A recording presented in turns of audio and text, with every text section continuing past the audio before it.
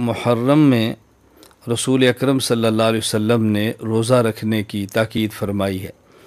ایک حدیث تو ایسے ہے کہ جس میں محرم کے خاص دن کا ذکر نہیں ہے۔ حضرت شیخ عبد القادر جیلانی رحمۃ اللہ علیہ نے غنیۃ الطالبین میں ایک روایت نقل فرمائی ہے، وَأَفْضَلُ الصِّيَامِ بَعْدَ شَهْرِ رَمَضَانَ صِيَامُ شَهْرِ اللَّهِ الْمُحَرَّم، کہ رمضان کے روزے کے بعد افضل ترین روزہ وہ محرم کے دنوں کا روزہ ہے۔ اور حضرت عبداللہ بن عباس رضی اللہ تعالیٰ عنہما فرماتے ہیں کہ رسول اکرم صلی اللہ علیہ وسلم نے ارشاد فرمایا، من صام یوم من المحرم فلہ بکل یوم 30 یوما۔ یہ روایت غنیۃ الطالبین میں موجود ہے۔ جو میں نے حدیث کا پہلا حصہ حدیث پہلے تلاوت کی، یہ صحیح مسلم باب فضل صوم المحرم کے اندر ہے۔ افضل الصیام بعد شہر رمضان صیام شہر اللہ المحرم، یہ حدیث پاک صحیح مسلم باب فضل صوم المحرم کے اندر ہے کہ حضور اکرم صلی اللہ علیہ وسلم نے ارشاد فرمایا کہ رمضان کے روزے کے بعد افضل ترین روزہ محرم کا ہے۔ اور دوسری حدیث غنیۃ الطالبین میں شیخ عبد القادر جیلانی رحمہ نقل فرمائی ہے۔ ابن عباس رضی اللہ تعالیٰ عنہما فرماتے ہیں، رسول اکرم صلی اللہ علیہ وسلم نے فرمایا، من صام یوم من المحرم فلہ بکل یوم 30 یوما، کہ جو شخص محرم کا ایک روزہ رکھے اللہ تعالیٰ اس کو 30 روزوں کے برابر اجر عطا فرماتے ہیں، یعنی ایک مہینے کا اجر عطا فرماتے ہیں۔ اور خاص 10 محرم کا روزہ، اس کی رسول اکرم صلی اللہ علیہ وسلم نے فضیلت الگ ارشاد فرمائی ہے۔ نبی کریم صلی اللہ علیہ وسلم نے ارشاد فرمایا، صوموا یوم عاشوراء وخالفوا فیہ الیہود صوموا قبلہ یوما او بعدہ یوما، مسند احمد میں روایت ہے کہ تم 10 محرم کا روزہ رکھا کرو، لیکن 10 محرم کے روزے میں بھی یہود کی مخالفت کرو۔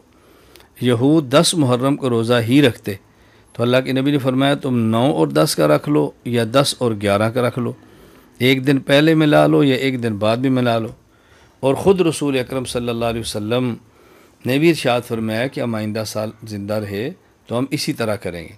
اس کا مطلب یہ ہے کہ ہم محرم کا روزہ رکھیں، صرف 10 محرم کا نہیں، 9 اور 10 یا 10 اور 11 کا روزہ رکھیں۔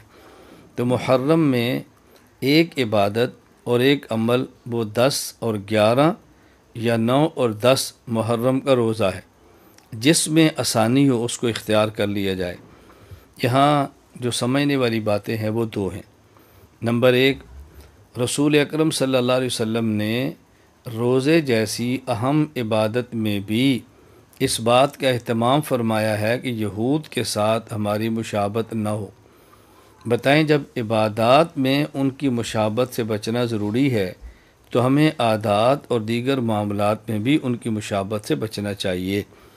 ہمارے کھانے کا انداز ہے، پہننے کا انداز ہے، چلنے کا انداز ہے یا اور طور طریقے ہیں، ہمیں یہود سے بچنا چاہیے۔ یہود مسلمانوں کے بدترین قسم کے دشمن ہیں، اور اپنے دشمن کو دشمن ہی سمجھنا چاہیے۔ اپنے دشمن کو خیر کا سمجھنا بہت بڑی نادانی ہے۔ تو اس حدیث میں ایک بات جو سمجھ آئی کہ ہمیں ہر حال میں جس حد تک ممکن ہو یہود کی مخالفت کا اہتمام کرنا چاہیے۔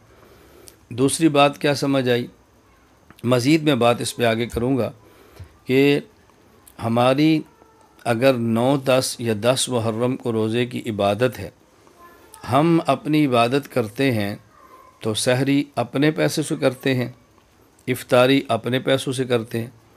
اس کا معنی ہے کہ سحری بھی ہماری ہے، افطاری بھی ہماری ہے۔ تو جو لوگ 10 محرم کو عبادت سبیل سمجھتے ہیں، تو اگر ان کے ہاں عبادت ہے بھی تو پھر وہ اہل سنت اور دیگر حضرات سے بھی کیوں مانگتے ہیں کہ جی دودھ دو، ہمیں شربت دو، چینی دو، کیوں بھائی سبیل لگانی ہے؟ ہم اپنی عبادات اپنے پیسوں سے کرتے ہیں۔ اگر کوئی بندہ اس کو عبادت سمجھتا ہے تو اپنے پیسوں سے کرے، مانگنے کی ضرورت کیا؟ اپنی عبادات اپنے مال سے ہونی چاہیے۔ ایک تو خیر میں نے عرض یہ کیا ہے کہ 10 محرم اور 11 یا 9 محرم اور 10 2 دن کے روزے، اس کا اہتمام کرنا چاہیے۔